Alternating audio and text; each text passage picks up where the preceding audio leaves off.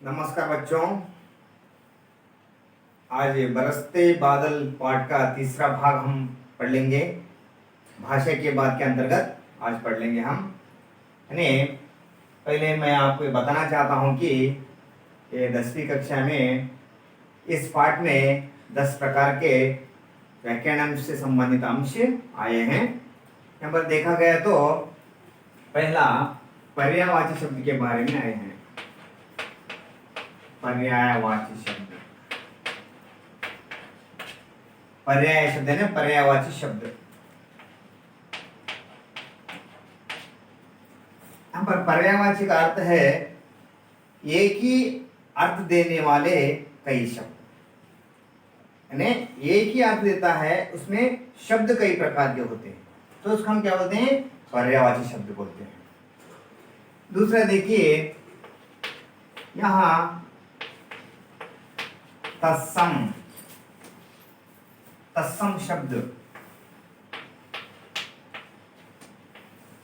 तत्सम शब्द के बारे में भी यहां दिया गया है। मतलब तत्सम शब्द बोल तो क्या है, ये भी आपको संदेह रहेगा। यहाँ पर भाषा के बारे में देखा गया तो शब्दों के प्रकार के बारे में हमें मालूम होना चाहिए। शब्द यानी अपनी भाषा की बात में शब्दों के बारे में तत्सम, तद्भव, देशे, विदेशे, संकर, ऐसे 5 प्रकार के भाषा होते हैं।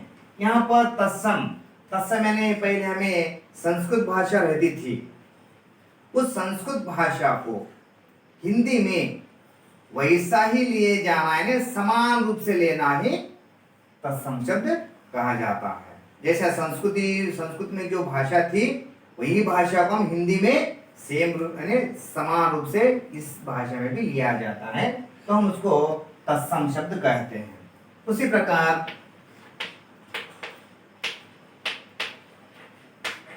तद्भव शब्द,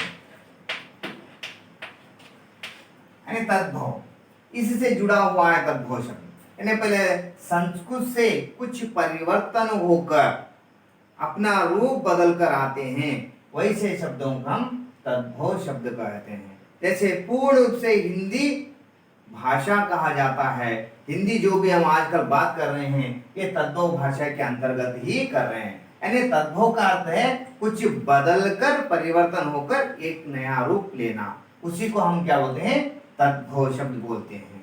ऐसे शब्द भी इसमें आए हैं।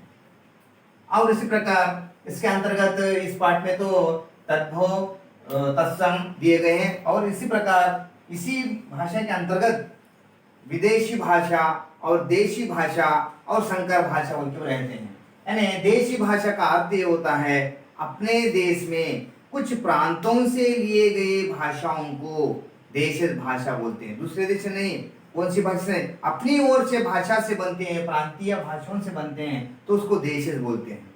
और उसी प्रकार विदेशी भाषा, विदेशी भाषा का अर्थ होता है कि हमारा देश ना होते हुए दूसरे देशों से जो भाषा हमारे देश में आई है उसका विदेशी बोलते हैं। जैसे अंग्रेजी है, फारसी है, पुर्तगाली है, चाइनीज है, जापानी है, ऐसा कई प्रकार के होते हैं। उसी प्रकार संकर भाषा भी इसमें आता है। संकर भाषा का अर्थ क्या है बोल तो दो भाषाएं मिलकर एक तीसरा रूप होता है, कुछ संकर भाषा। जैसा रेलगाड़ी, बस स्टेशन, बस बोलने के बस स्टेशन, ऐसा जो अलग अलग भाषाएं मिलकर, ऐसा डाकघर, डाकघर बोलते हैं, ऐसा कई प्रकार की भाषा, फारसी और हिंदी और संस्कृत मिलके अलग अलग मिलके एक तीसरी भाषा बनती है, तो उसको हम संकर भाषा कहते हैं। उसके बाद में आता है, उसके बाद में पुनरुक्ति शब्द।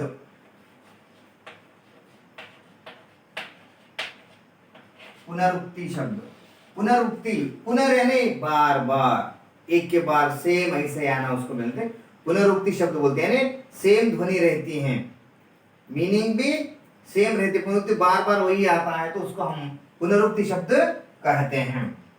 उसी प्रकार अंतर स्पष्ट कीजिए, अंतर स्पष्ट करना, अंतर स्पष्ट करना यानी एक शब्द दिया जाता है, उसमें कई प्रकार के भाषा की बातें होती हैं, तो उसमें अंतर करना, दो शब्द समान दिखते हैं फिर भी उसकी भाव अलग होते हैं, उसका मतलब अलग होता है, उसका जवाब अलग होता है। और उसको शब्दों को क्या बोलते हैं, अंतर स्पष्ट करना है। एक वाक्य दिया जाता है, उसमें दो शब्द होते हैं, उसमें सेम दिखते हैं, समान रूप से दिखते हैं ध्वनि के रूप से, फिर भी उसका अर्थ बदलता जाता है। अब उसी प्रकार देखा गया तो पद परिचय, पद पद परिचय, यहां पर देखिए पद परिचय यानी एक वाक्य दिया जाता है, एक वाक्य में कई शब्द होते हैं, उस शब्द में कौन सा शब्द कौन सी यानी व्याकरण की दृष्टि से कौन सा शब्द कौन सी इसमें आता है, कौन सा वो जो पद है कौन सी ओर से आता है, संज्ञा है या सर्वनाम है या विशेषण है, ऐसे शब्द आते हैं। अब देखिए एक शब्द में लिखना,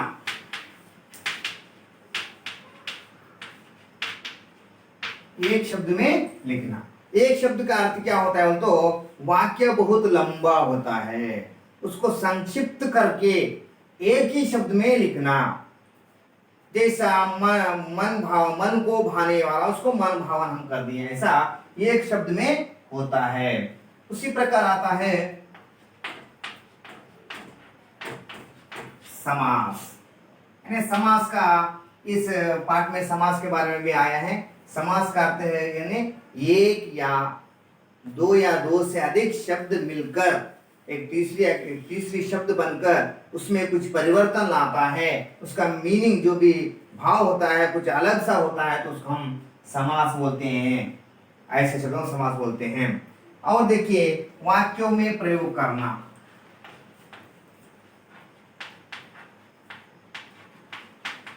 वाक्यों में प्रयोग यानी जो छोटे छोटे शब्द दिए जाते हैं उनको हम वाक्यों में प्रयोग करके लिखना चाहिए। जैसे कि एक छोटा सा पेड़ बोल के दिया, उसको क्या करना, वाक्यों में प्रयोग करना। यहाँ पेड़ छाया देती है, ये पेड़ सुंदर है, ऐसे वाक्यों में हम प्रयोग करके लिखना चाहिए। इस तरह इस पाठ में इतने सारे अंश दिए गए हैं। यहाँ पर देखिए थोड़े पुस्तकों में 2-3 साल के पहले के पुस्तकों में थोड़े ज्यादा है, रहते रहते व्याकरण अंश अब आज के यानी इस साल के पुस्तक में और कम कर दिए हैं, इसलिए मैंने दो मिलाकर जो अंश आते हैं उसके बारे में हम देखे हैं, उसके बाद में विस्तार से हम देखेंगे।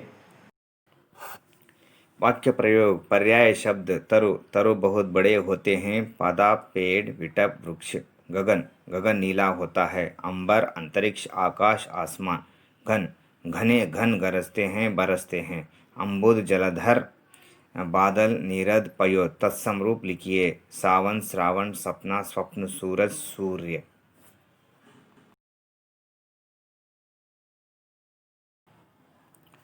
तद्भव रूप लिखिए, गण गण वारी बारी चंद्र चांद पुनरुक्ति शब्द, चमचम, चमचम बिजली चमकती है, तृण तृण, वर्षा ऋतु में धूलि के हर कण से तृण तृण अंकुरित होता है, फिर हर एक के जीवन में जन्मदिन फिर से आता है।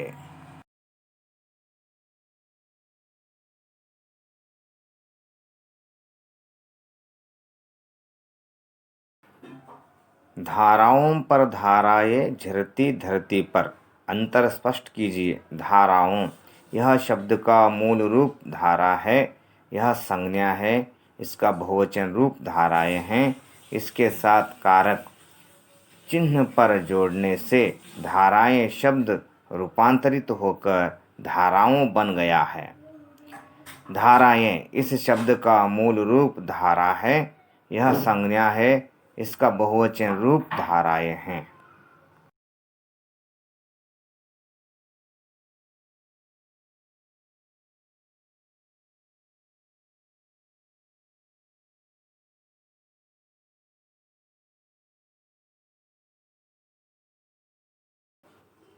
इंद्रधनुष के झूले में झूले मिल सब जन, अंतर स्पष्ट कीजिए।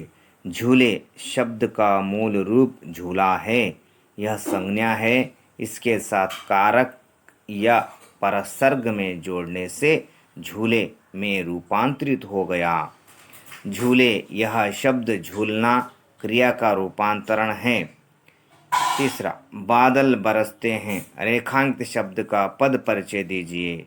बादल संज्ञा है, जातिवाचक संज्ञा है, पुल्लिंग है, बहुवचन है, कर्ता कारक है। बरसते बादल है क्रिया का कर्ता।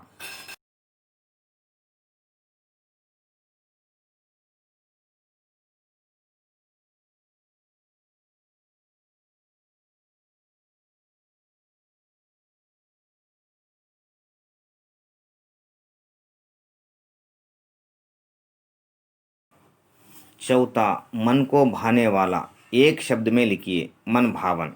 पांचवा, पेड़ पौधे पशु पक्षी समास पहचानिए। द्वंद्व समास। रेखांकित शब्दों पर ध्यान दीजिए। बरसते बादल अच्छे लगते हैं। बरसते के नीचे रेखांकित है जवाब। बरसते बादल रेनिंग क्लाउड्स बरसते बादल होते हैं।